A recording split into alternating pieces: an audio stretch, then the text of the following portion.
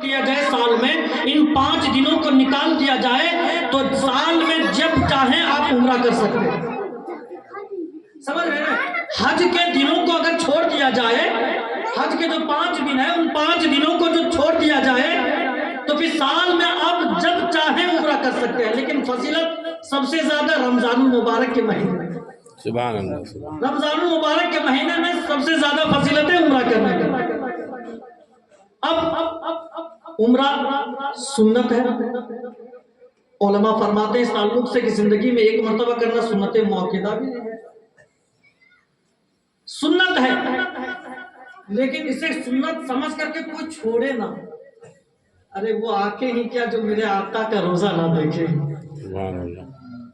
وہ آنکھیں ہی کیا اللہ تبارک و تعالیٰ کا گھر کے دیدار نہ کرے. میرے ملت کے نوجوانوں اور بزرگوں اب تو توجہ کے ساتھ سنیے گا، جو ماحول آپ بنائے ہیں وہی ماحول رکھیے گا. عمرہ میں 2 باتیں فرض ہیں، 2 باتیں واجب ہیں. ایک احرام باندھنا، یہ فرض ہے.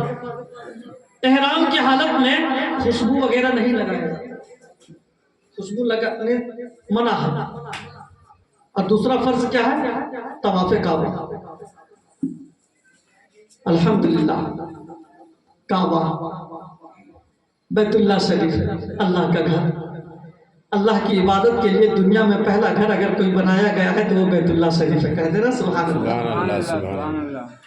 دنیا میں اگر سب سے زیادہ کہیں آنسو بہایا جاتا ہے وہ بیت اللہ شریف ہے، وہ بیت اللہ شریف ہے.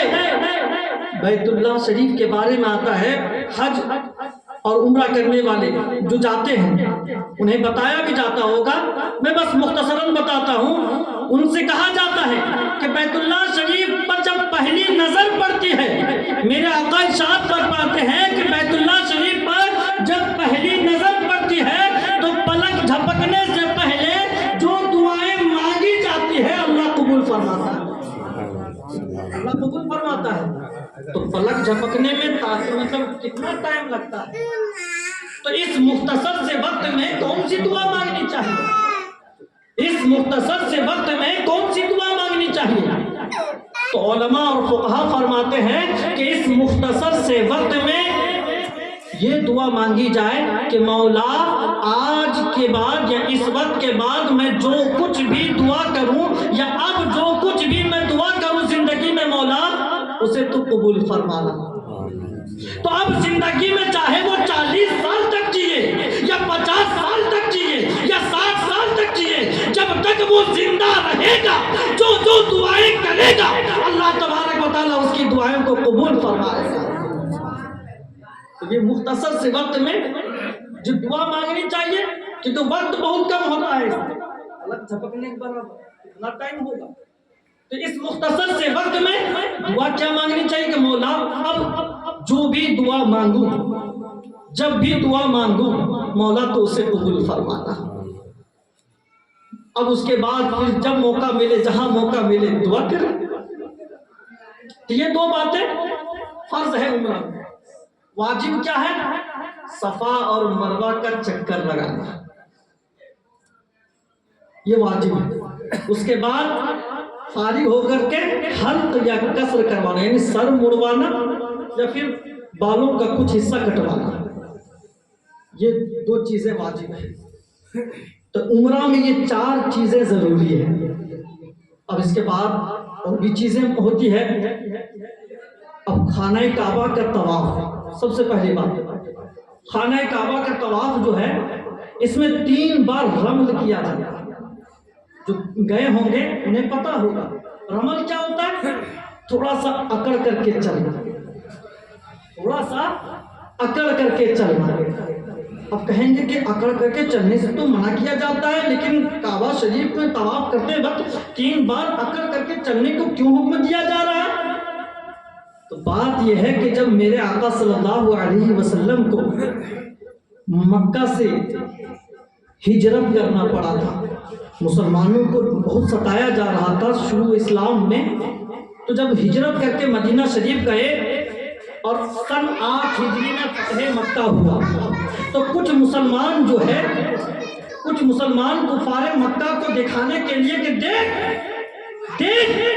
تو نے ہمیں اسی جگہ سے نکالا تھا، لیکن آج وہ وقت آ گیا ہے کہ اللہ تبارک و تعالیٰ نے ہمیں فتح نصیب فرمایا، اور وہ ان کو دکھا کے اکڑ کر کے کعبہ شریف کا طواف کر رہے تھے۔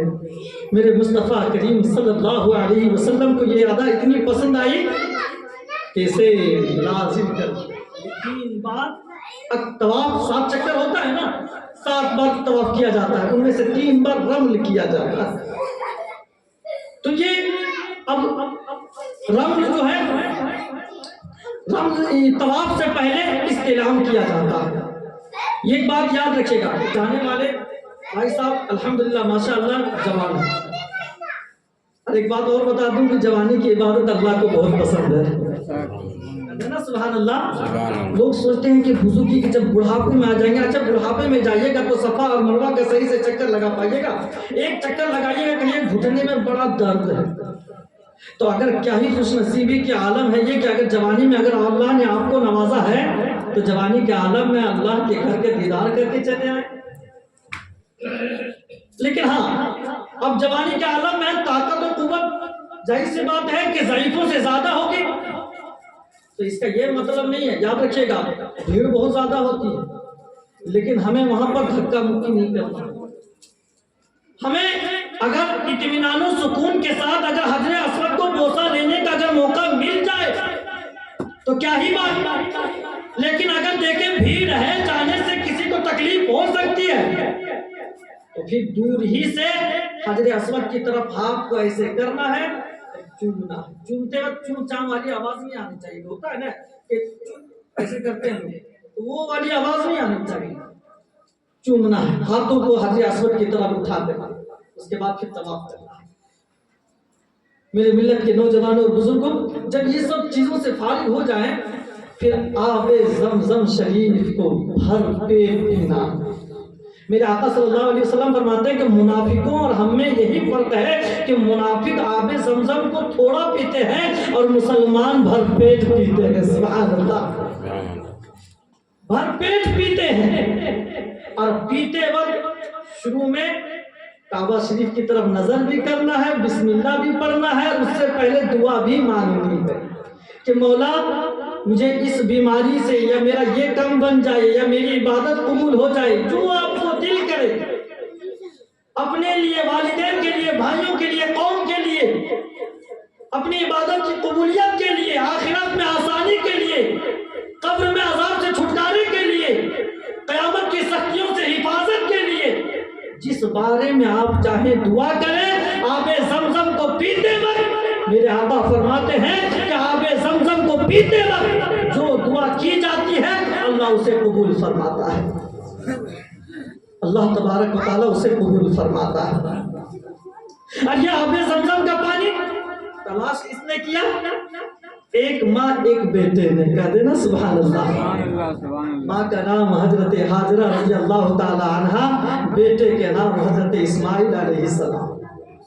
ایک ماں ایک بیٹے نے آب زمزم کو تلاش کیا اور وہ پانی آج بھی موجود ہے، اور عالم یہ ہے کہ وہ پانی کئی ماؤں کا پیاس بجھایا ہے، کئی بیٹوں کا پیاس بجھایا ہے، اور کئی لا علاج مریضوں کو شفا بخشا ہے۔ آب زمزم پی کر کے کئی لا علاج مریض جسے ڈاکٹروں نے جواب دے دیا موت کے دہانے پر ہے، لیکن آب زمزم کو پینے کی وجہ سے اللہ تعالیٰ اسے شفا عطا فرمایا۔ تو آب زمزم پیئیں گے بھی انشاءاللہ تبارک و تعالیٰ، ہم سب کے لیے لائیں گے بھی۔ اب کچھ ضروری باتیں ہیں، مجھے ایسا محسوس ہوتا ہے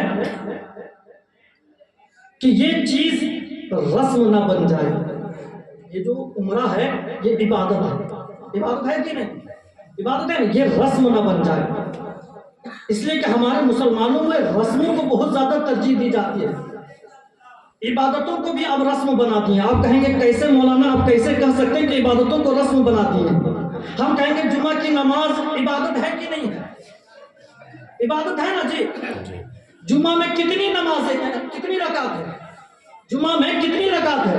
اگر کہہ لیجیے تو کتنی رکعت ہے؟ 4 رکعت قبل الجمعہ، 2 رکعت فرض ہے نا جی. دخول الجمعہ کا بھی چھوڑ دیجیے گا تو اگر 4 رکعت قبل الجمعہ، 2 رکعت فرض، پھر 4 رکعت بعد الجمعہ، پھر 2 رکعت وقت الجمعہ، کتنا ہو گیا؟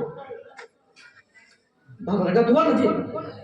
12 رکعت ہوا کہ نہیں؟ لیکن مسلمانوں کے اکثر و بیشتر طبقہ 2 ہی رکعت پڑھ کے بھاگ جاتے ہیں. 2 ہی رکعت پڑھ کے بھاگ جاتے ہیں. تو ہم کیا کہیں اس کو؟ اگر وہ عبادت کرنے کے لیے گئے ہیں تو بتائیں نا، کیا صرف 2 رکعت جمعہ میں ہے؟ جمعہ میں کیا صرف 2 رکعت ہے؟ نہیں نا. تو کیسے مان لیتے ہم کہ یہ عبادت کی غرض سے گئے تھے؟ ہم تو انہیں ایسے نمازیوں کو معلوم ہے، میں رسمی نمازی کرتا ہوں، یہ سب رسمی نمازی ہیں. سوچیں گے کہ اگر نماز پڑھنے نہیں جائیں گے تو لوگ کیا کہیں گے؟ ارے کہیں گے دیکھو کیسے مسلمان ہے، نماز نہیں پڑھتا ہے. یہ سوچ سوچ کے بھٹک بھٹک کے چلے جائیں گے. اور جیسے ہی امام سلام پھیرے گا، کسی طریقے سے دعا ختم ہوگی کہ نہیں، ایسا لگتا ہے جیسے بھاگیں گے، لگتا ہے کوئی چوری چرکاری والا معاملہ ہوگا. بہت تیزی کے ساتھ بھاگتے. تو کیسے بتائے نا کہ جمعہ کی نماز عبادت ہے. 2 رکعت اکثر نماز، اکثر لوگ، اکثروں کی بات کر رہا ہوں میں، تو اس کو رسم نہ کہیں تو کیا کہیں؟ اگر واقعی میں یہ عبادت ادا کی جاتی دل سے تو قبل الجمعہ بھی ادا کرتے، فرض بھی پڑھتے، بعد الجمعہ بھی پڑھتے، اور وقت الجمعہ بھی ادا کرتے، اور پھر بعد میں اپنے آقا صلی اللہ علیہ وسلم کی بارگاہ میں صلاۃ و سلام کا نذرانہ بھی پیش کرتے. تب نہ مانتے ہم. تو ہمارے لوگ، ہمارے قوم والے رسموں کو زیادہ زور دیے ہیں، تعلیم اسلام کو چھوڑ بیٹھے ہیں. تعلیم اسلام کو چھوڑ بیٹھے ہیں. میرے ملت کے نوجوانوں بزرگوں، جو بھی جائیں عمرہ کرنے کے لیے، یاد رکھیے گا اللہ نے قرآن میں کیا فرمایا؟ وَأَتِمُّوا الْحَجَّ وَالْعُمْرَةَ لِلَّهِ، کہ حج اور عمرہ کرو اللہ تبارک و تعالیٰ کے لیے. ویسے ایک انسان، ایک مسلمان کی یہی سوچ، یہی فکر ہونی چاہیے کہ ہماری نماز اللہ کے لیے، ہماری عبادت اللہ کے لیے، ہمارا ہر کام اللہ کے لیے، یہاں تک کہ ہمارا جینا بھی اللہ کے لیے، ہمارا مرنا بھی اللہ کے لیے. بلکہ ان سب چیزوں کے بارے میں اللہ تبارک و تعالیٰ قرآن مجید میں اپنے پیارے محبوب کو تعلیم دیتا ہے. اللہ فرماتا ہے قُلْ إِنَّ صَلَاتِي وَنُسُكِي وَمَحْيَايَ وَمَمَاتِي لِلَّهِ رَبِّ الْعَالَمِينَ. یعنی اے میرے محبوب آپ فرما دیجئے، اپنی امتیوں سے فرما دیجئے، إِنَّ صَلَاتِي، بے شک میری نماز، وَنُسُكِي، میری قربانی، وَمَحْيَايَ، میری زندگی، وَمَمَاتِي، اور میری موت، سب اللہ تبارک و تعالیٰ کے لیے. ایک مسلمان کی یہی سوچ ہونی چاہیے. اچھا، جب اللہ تبارک و تعالیٰ کے لیے عمرہ کرنے کے لیے جا رہے ہیں، اللہ کو راضی کرنے کے لیے عمرہ کے لیے جا رہے ہیں، اللہ کو راضی کرنے کے لیے اگر ہم عمرہ کرنے کے لیے جا رہے ہیں، تو اب ذرا ہمیں یہ بتائیں کہ عمرہ کرنے جب جائیں گے تو خلوص کے ساتھ جانا پڑے گا نا آپ کو. دیکھیں اس زمانے میں اگر ہم کتنوں کہیں کہ کیمرہ وغیرہ مت استعمال کیجیے گا تو یہ مشکل والی بات لگتی ہے. لیکن ہاں اتنا ضرور کہیں گے کیمرہ کو استعمال کیجیے گا. ہو سکتا ہے یادگار کے طور پر کہ اس جگہ پر آئے تھے، یادگار کے طور پر اگر جو لینا ہو لیجیے گا، وہ آپ کا مسئلہ. لیکن میں کہوں گا کہ عبادت کے درمیان یہ سب کام مت کیجیے. عبادت کے درمیان یہ سب کام مت کیجیے گا، ورنہ خلوص میں کمی آئے گی. جیسے طواف کر رہے ہیں، بہت سارے دیکھتے ہیں نا، بہت سارے لوگ طواف کرتے کرتے کیمرہ کا استعمال کرتے ہیں. تو بتائیں اس کا خلوص کیمرے میں رہے گا کہ اللہ کی تبارک و تعالیٰ کی طرف سے؟ اس کا ذہن جو کدھر جائے گا؟ وہ تو یہی دے گا کہ میرا مطلب میری تصویر اچھی آ رہی ہے کہ نہیں آ رہی ہے، ہم ٹھیک ٹھاک سے چل رہے ہیں کہ نہیں چل رہے ہیں، وہ اسی پر اس کا دھیان رہے گا. اللہ تبارک و تعالیٰ کی طرف ذہن کدھر جائے گا؟ تو ان سب چیزوں پر توجہ دینا ہے. کیمرہ کا استعمال ہم جب عبادت سے فارغ ہو جائیں گے، جب عبادت سے فارغ ہو جائیں گے، یعنی جب ہم طواف کعبہ سے فارغ ہو جائیں گے، صفا اور مروہ سے فارغ ہو جائیں گے، احرام سے فارغ ہو جائیں گے، اس کے بعد ہم پھر کچھ یادگار کے لیے اگر لیں تو وہ آپ کی مرضی. سمجھ رہے نا؟ عبادت کے درمیان میں عبادت کے درمیان ہرگز نہیں، عبادت کے درمیان ہرگز نہیں۔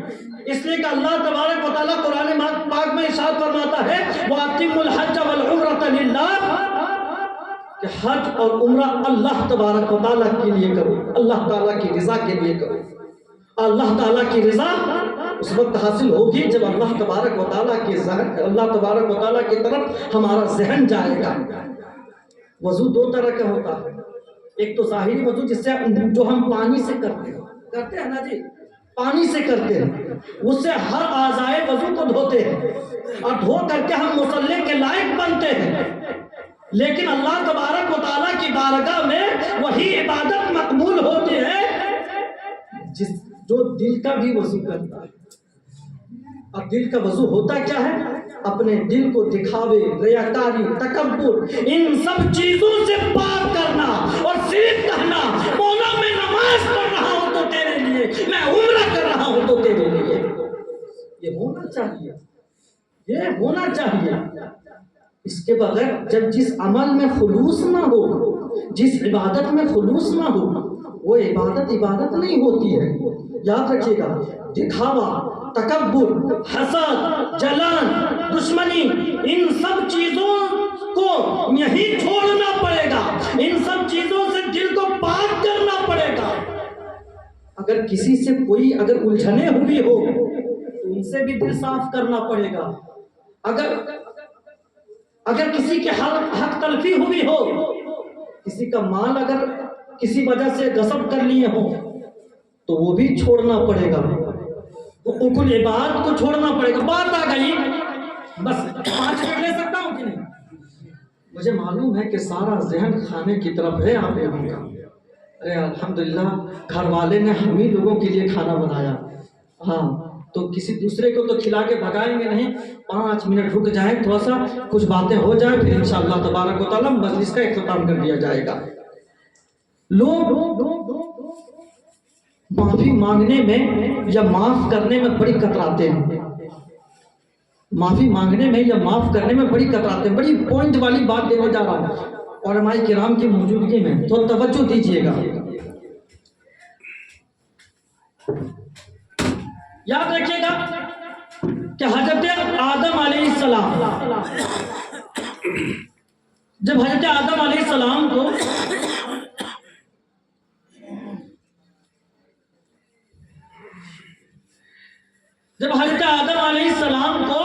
اللہ تبارک و تعالیٰ نے پیدا کیا نا جی، جب پیدا کیا تو فرشتوں کو حکم دیا، ابلیس کو حکم دیا، فرشتوں نے سجدہ کیا، ابلیس نے انکار کیا، یعنی غلطی کی نا جی، غلطی کی۔ اللہ نے اس پر لعنت بھیجا۔ بس اسی بات کہہ کے میں اپنی بات کو ختم کرتا ہوں، تو توجہ دیجیے گا تب بات سمجھ میں آئے گی۔ سارے لوگ توجہ دیجیے گا۔ پھر اللہ تبارک و تعالیٰ نے حضرت آدم علیہ السلام کو جنت میں رکھا نا، اس لیے تو ہم کہتے ہیں کہ جنت تو ہمارے باپ کا گھر ہے۔ انشاءاللہ تبارک و تعالیٰ اللہ کے فضل و کرم سے باپ کے گھر جائیں گے، بولے نا انشاءاللہ۔ انشاءاللہ حضرت آدم علیہ السلام کو جنت میں رکھا۔ ہم یہ تو نہیں کہہ سکتے معاذ اللہ ثم معاذ اللہ، یہ نہیں کہہ سکتے کہ حضرت آدم علیہ السلام سے غلطی ہوئی، اس لیے کہ نبی یعنی انبیاء غلطیوں سے پاک ہوتے ہیں، معصوم ہوتے ہیں، ان سے غلطی نہیں ہو سکتی۔ اللہ تعالیٰ انہیں بچا کے رکھا ہے، ان سے غلطی نہیں ہو سکتی۔ بس لیکن ایک سمجھانے کے لیے ایک بات کہہ رہا ہوں کہ حضرت آدم علیہ السلام کو اللہ تبارک و تعالیٰ نے گندم کھانے سے منع کیا تھا، لیکن شیطان کے بہکانے سے، اور اس میں رب کی حکمت کہیں، رب کی حکمت اس لیے کہیں کہ اللہ تبارک و تعالیٰ نے ابھی حضرت آدم علیہ السلام کو پیدا نہیں کیا ہے، اور قرآن میں اللہ تعالیٰ ارشاد فرماتا ہے انی جاعل فی الارض خلیفہ، ابھی اللہ تعالیٰ حضرت آدم علیہ السلام کو پیدا نہیں کیا ہے، اور فرشتوں سے کیا مشورہ لیتا ہے کہ میں زمین پر اپنا خلیفہ بنانا چاہتا ہوں۔ اس کا مطلب یہ ہے کہ اللہ تعالیٰ پہلے ہی جان لیے تھے کہ مجھے حضرت آدم کو زمین میں بھیجنا پڑے گا۔ بات سمجھ میں آ رہی کہ نہیں آ رہی؟ بات سمجھ آ رہی کہ نہیں آ رہی ہے نا؟ ہاں تو یہ نہیں کہہ سکتے کہ غلطی ہوئی تھی، یہ رب کی حکمت ہے۔ اگر وہ زمین پر آتے نہیں تو ہم ہوتے کیسے، انسانوں کی آبادی پھیلتی کیسے؟ ہاں تو حضرت آدم علیہ السلام کو شیطان نے باقاعدہ بس ایک جملہ سمجھانے کے لیے کہا رہا ہوں، اللہ تبارک و تعالیٰ نے حضرت آدم علیہ السلام کو جنت سے اتار کر کے زمین میں بھیج دیا۔ ہم لوگ کس کی اولاد؟ حضرت آدم علیہ السلام کی اولاد۔ حضرت آدم علیہ السلام سے غلطی نہیں ہوئی تھی، لیکن ایک سمجھانے کے لیے بول رہا ہوں، غلطی نہیں ہوئی تھی، لیکن ان کو لگتا ہے کہ غلطی ہو گئی۔ حضرت آدم علیہ السلام کو لگا غلطی ہو گئی، اللہ تبارک و تعالیٰ سے معافی مانگے کہ نہیں؟ معافی مانگے نا جی، اللہ تبارک و تعالیٰ سے معافی مانگے، کئی 100 سال تک معافی مانگے، معافی مانگتے رہے۔ ایک مرتبہ میرے آقا صلی اللہ علیہ وسلم کے نام مبارک یاد ہے، ان کے نام کے وسیلے سے معافی مانگے تو اللہ تبارک و تعالیٰ نے ان کی توبہ قبول فرما لیا۔ لیکن تاریخ کی کتابوں میں علماء کی موجودگی میں یہ بات کہہ رہا ہوں کہ شیطان سے بھی غلطی ہوئی تھی نا جی۔ آج تک کوئی یہ ثابت نہیں کر سکتا ہے کہ شیطان نے یہ اللہ سے کہا ہو کہ مولا مجھ سے غلطی ہو گئی۔ آج تک یہ کوئی ثابت نہیں کر سکتا ہے، ادھر آج تک کوئی یہ ثابت نہیں کر سکتا ہے کہ شیطان نے کہا کہ مولا مجھ سے غلطی ہو گئی۔ نہ، غلطی ہوئی، لیکن جب اللہ نے کہا تو وہ اکڑ گیا کہ نہ مولا، نہ، مجھے تو نے آگ سے پیدا کیا ہے، اسے مٹی سے میں سجدہ نہ کروں گا، بلکہ اکڑ گیا۔ اور جب اللہ نے اسے اس پر لعنت بھیجی، تب بھی تو سدھر جانا چاہیے نا کہ اللہ غضبناک ہو رہا ہے، اللہ غضب فرما رہا ہے، لیکن پھر بھی نہ سدھرا، نہ معافی مانگا، بلکہ شیطان نے اللہ سے کیا وعدہ کیا کہ مولا میں تیرے نیک بندوں کو بہکاؤں گا، میں تیرے بندوں کو بہکاؤں گا۔ اب بات یہیں پر روک کر کے میں جو پوائنٹ دینا چاہتا ہوں، جو جملہ دینا چاہتا ہوں، جو نقطہ دینا چاہتا ہوں وہ یہ ہے کہ حضرت آدم علیہ السلام کو لگا کہ مجھ سے غلطی ہوئی تو وہ معافی مانگ لی۔ شیطان سے غلطی ہوئی تھی پھر بھی معافی نہیں مانگے، تو پتہ کیا چلا کہ جو معافی مانگ لے وہ انسان ہے، جو معافی نہ مانگے وہ شیطان ہے۔ غلطی ہو جائے اور اگر معافی مانگ لے تو وہ حضرت آدم علیہ السلام کی سنت ادا کر رہے ہیں، کیونکہ حضرت آدم علیہ السلام کو لگا غلطی ہوئی ہے، وہ اللہ تعالیٰ سے معافی مانگے، اور اگر غلطی ہو اور ڈٹ جائے تو پھر کتنوں کہے کہ ہم انسان ہیں، حقیقت میں وہ شیطان کے گروہ سے۔ تو ہم تو حضرت آدم علیہ السلام کے اولاد ہیں نا، ہم سب ہیں نا اولاد، تو اگر غلطی ہو جائے تو کبھی اکڑ نہیں دکھانا چاہیے، بلکہ حضرت آدم علیہ السلام کو یاد کرتے ہوئے کہ ہم انہی کی اولاد ہیں، وہ تو سب کے باپ ہیں، ہم انہی کی اولاد ہیں، تو ہمیں بھی معافی مانگ لینی چاہیے۔ اور جب کوئی معافی مانگے تو یاد رکھے گا اللہ تبارک و تعالیٰ بھی قرآن میں ارشاد فرماتا ہے، میرے پیارے آقا صلی اللہ علیہ وسلم میں بھی ارشاد فرماتا ہے کہ معاف کرنے والے کو اللہ پسند فرماتا ہے، اللہ کے رسول پسند فرماتے ہیں۔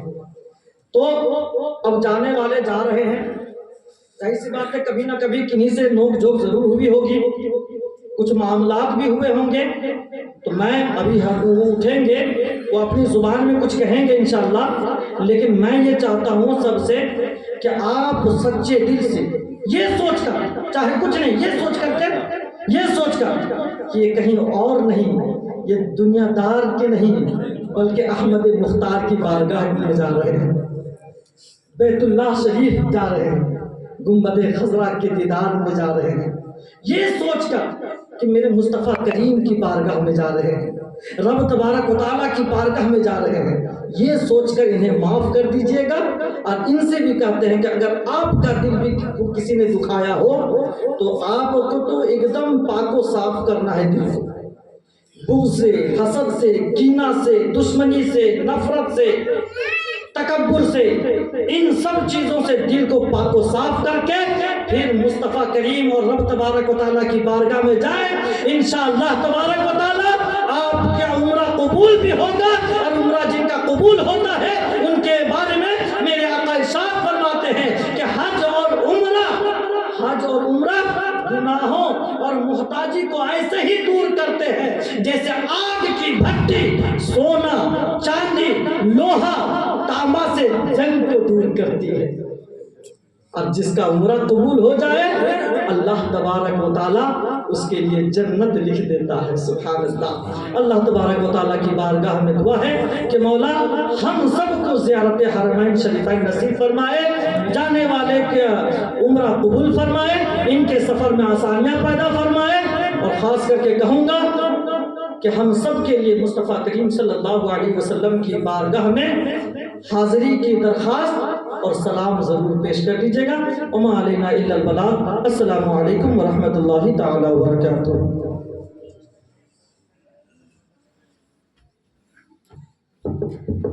السلام علیکم. اللہ.